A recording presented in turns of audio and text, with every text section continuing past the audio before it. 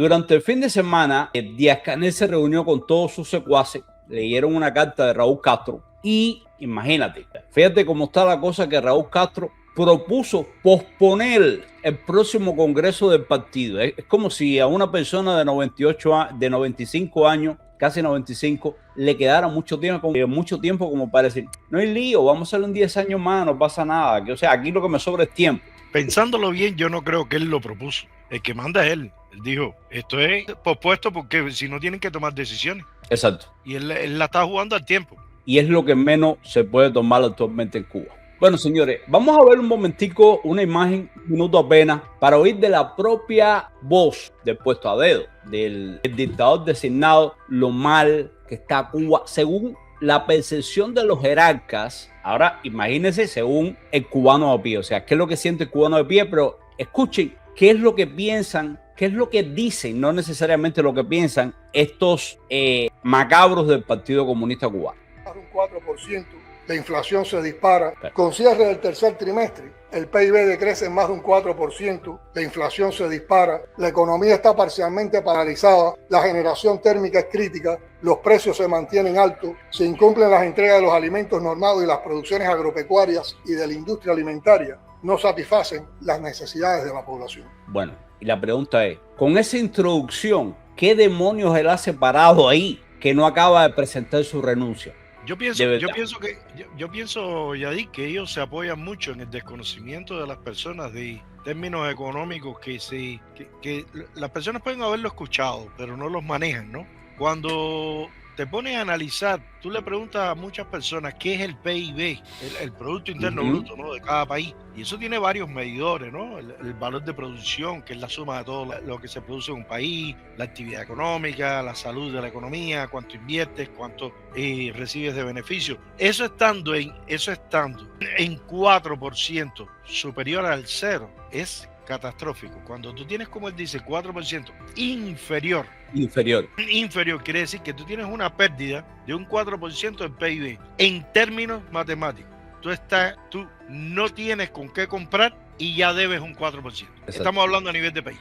Un 4% del PIB a nivel de país, estamos hablando de miles de millones de dólares. Entonces, es muy fácil pararte y tratar de engañar a la gente y decirle, no, tenemos un 4% del PIB negativo. Pero ¿y eso qué significa en términos reales? En términos comida, ¿qué significa eso? Además, Luis, ¿qué significa para Cuba concretamente que han perdido 4 puntos del Producto Interno Bruto? Acuérdate que ellos en los últimos años le inventaron al Producto Interno Bruto que si todas las cirugías gratis, que si todas las clases gratis, y nos metieron unos números descomunales para que siempre pareciera como que estaban creciendo un montón. Bueno, ahora ni eso, señores. Ahora ni siquiera pueden mostrar el cifra con eso. Pero que tiene que ver el deporte, la salud pública, que tiene que ver con el Producto Interno Bruto. Si como dice, es producción en base a la cantidad de personas que viven en el país. De hecho, subir el Producto Interno Bruto, hermano, en una población como Cuba, que se calcula ronda los 9 millones como máximo, no es nada difícil,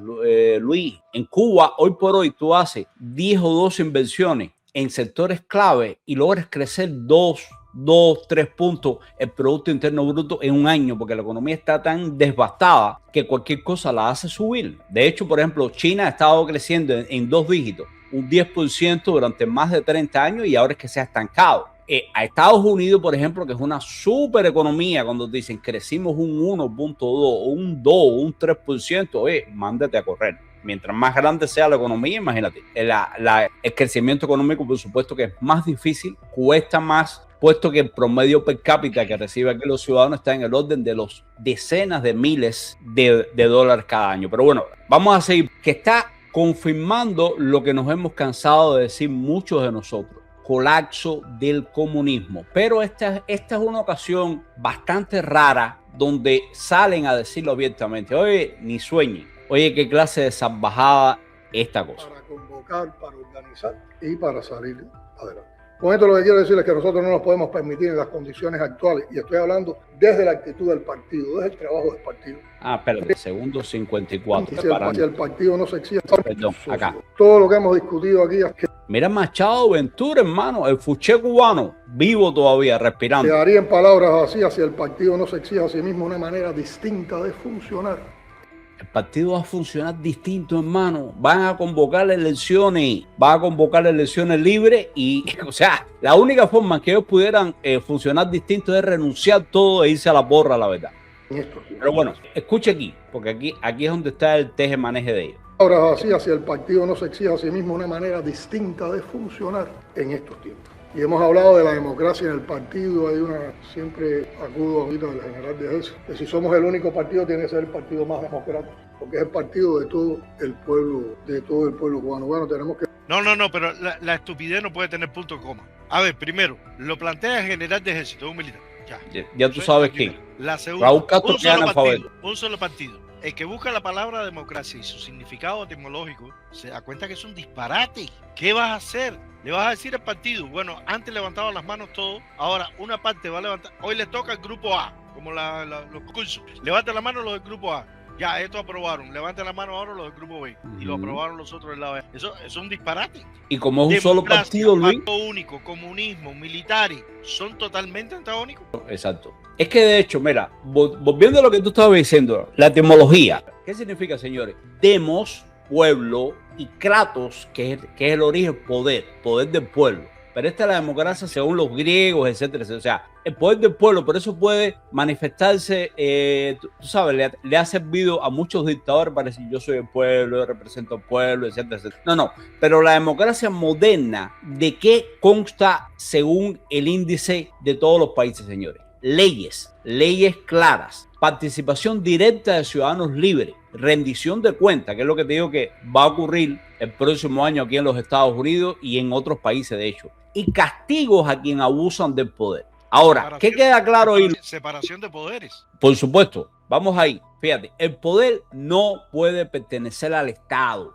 tampoco a un partido. El poder se va alternando entre diferentes partidos, diferentes representaciones del poder. Mucho menos pertenece a un líder. No puede ser solamente de una sola persona que lo concentre todo. Y por supuesto, pertenece al pueblo, y esto no es una frase bonita ni mucho menos, sino que el pueblo delega, el pueblo elige a su representante y después elige directamente al presidente. O sea, así debería funcionar. Pero esto de que si somos un solo partido, tenemos que ser el partido más democrático. Ven acá y con quién tú estás compitiendo. La carrera por ser más democrático, ¿con quién tú lo compites? ¿Dónde está el partido B, C y D? No existe. O sea, lo que estás diciendo es una ridícula tontería, una estupidez digna de Raúl Castro, pero además de eso, nos envenenan todo el cuento con esto de... Pero a mí me lo decían mucho en la seguridad del Estado. Jadir, pero ven acá, ¿cuántos partidos hizo Martí? Yo le decía, pero ven acá, ¿uno? Porque Martí era una sola persona, va a inventar 4 partidos para estar en los 4 de los 5 partidos. Claro, una sola persona funda un solo partido. Mañana no le conviene y se va de ese partido y entra en otro, etcétera, etcétera. Pero además saquemos una cuenta sencilla. El Estado, y yo abogo por el Estado mínimo. El Estado tiene la única y importante función de prevenir, cuidar y proteger que se cumplan las reglas del país, incluyendo la separación de poderes, porque ninguno de ellos habla de separación de poderes. Cuando tú hablas del Partido Comunista estás hablando del Poder Judicial, cuando hablas del Partido Comunista estás hablando del Poder Ejecutivo, y cuando hablas del Partido Comunista estás hablando de todo lo que a ellos les dé la gana de cogerse. Entonces, ¿dónde está el demócrata? Y llegamos aquí entonces donde el puesto a dedo descubre ¿quién es el culpable? ¿Quién es el culpable de toda la desgracia, la ineficacia, haberse caído un 4%? No, pero ojo, cuando ellos dicen que se cayeron un 4%, se están cayendo 4% por sobre otros números negativos, porque esa economía tiene que estar por lo menos en un menos 30, menos 40. ¿Sabe Dios cuánto están para abajo? Y a eso le suma un 4% más. Pero bueno, vamos a ver quién, de acuerdo a Díaz-Canel, es el único responsable. Ojo, y no es Gil. En este momento no es Gil. No se le puede echar la culpa a un solo tipo por todas las desgracias de un país, por todo lo que se está haciendo mal. Vamos a ver un momentito. Audio. Quiero decirles que nosotros no nos podemos permitir en las condiciones actuales, y estoy hablando desde la actitud del partido, desde el trabajo del partido, que el burocratismo, el formalismo y la inercia sigan siendo frenos a la voluntad del partido y a las necesidades de nuestra...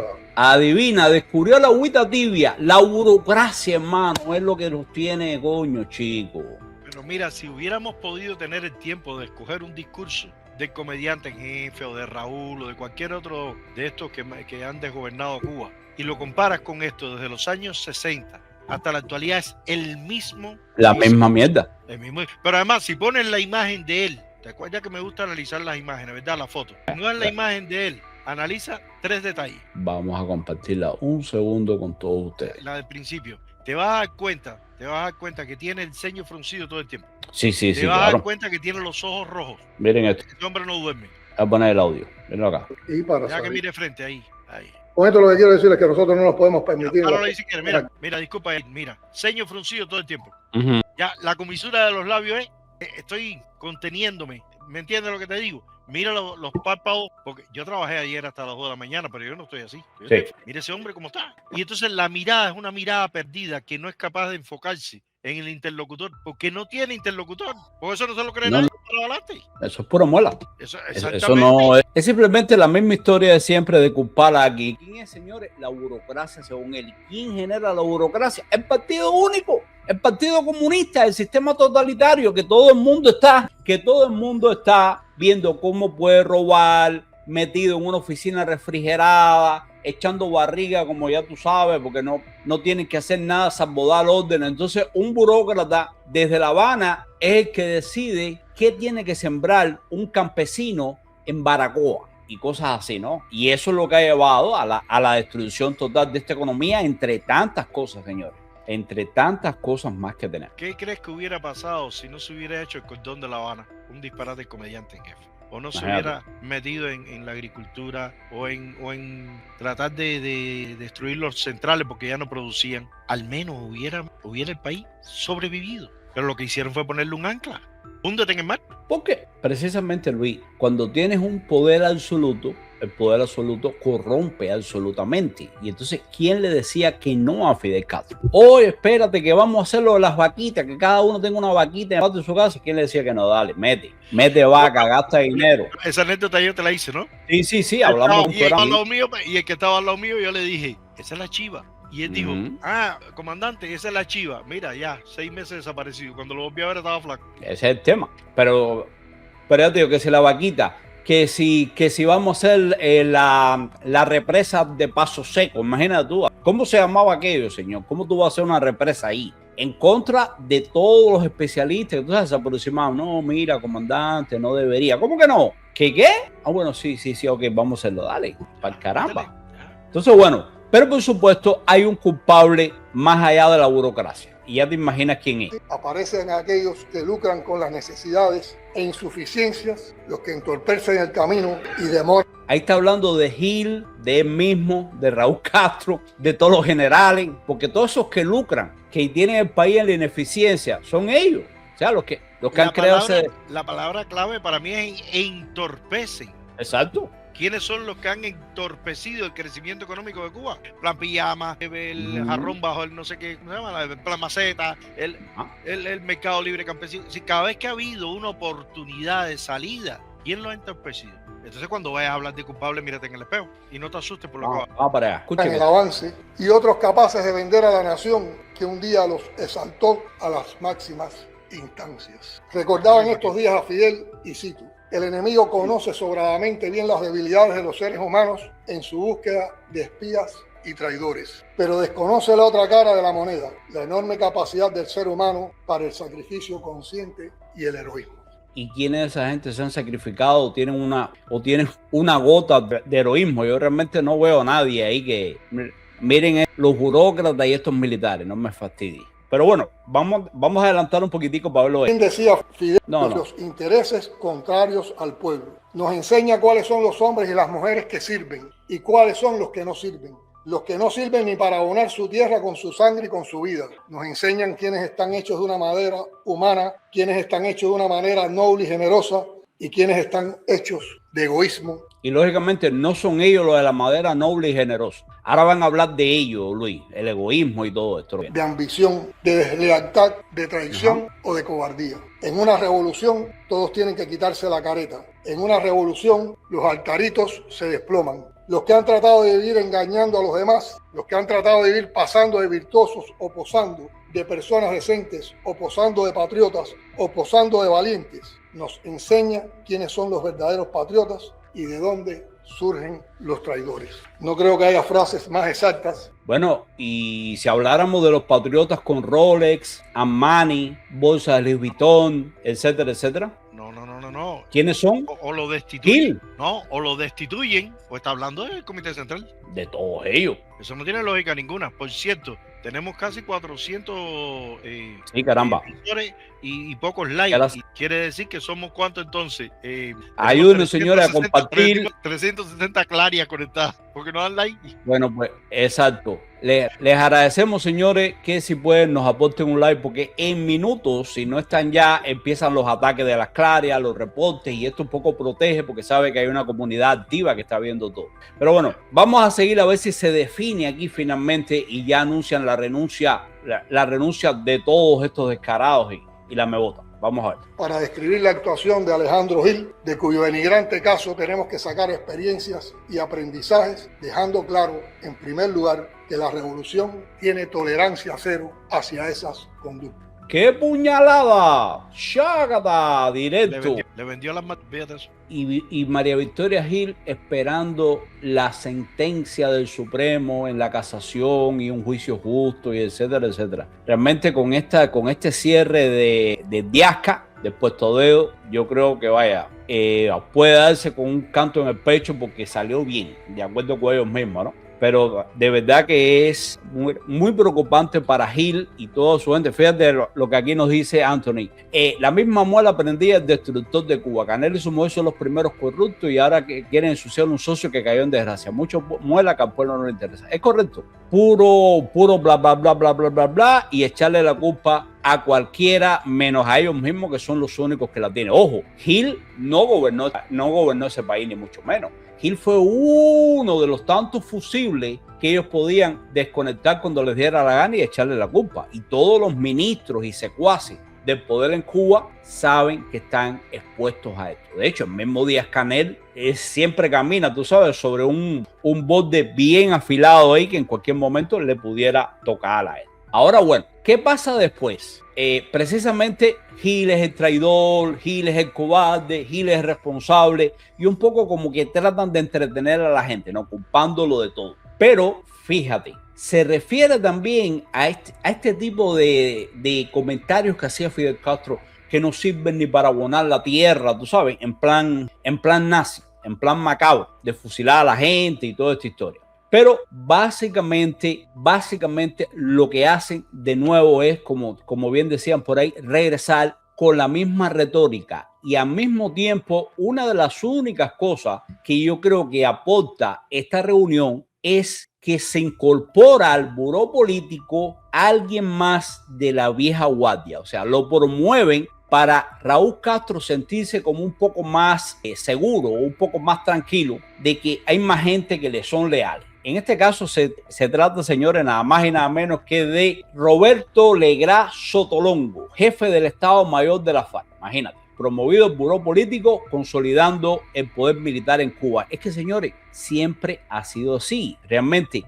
la única persona que ha estado, mírenlo ahí, aquí tienen, de hecho, yo no sé cómo este tipo no estaba en el buró político. Imagínate tú que es general de cuerpo de ejército. Este era el cargo que tuvo Raúl Castro por mucho tiempo. Viceministro primero y jefe del Estado Mayor General de las Fuerzas Armadas Revolucionarias. O sea, un pez gordo. Es raro que no estuviera ahí, pero además, señores, ¿cuándo ha dejado de ser el totalitarismo en Cuba? Ha dejado de ser un instrumento de una junta militar. Ahí todo el mundo es militar. Hasta el parqueador de los carros. Ahorita va a ser militar.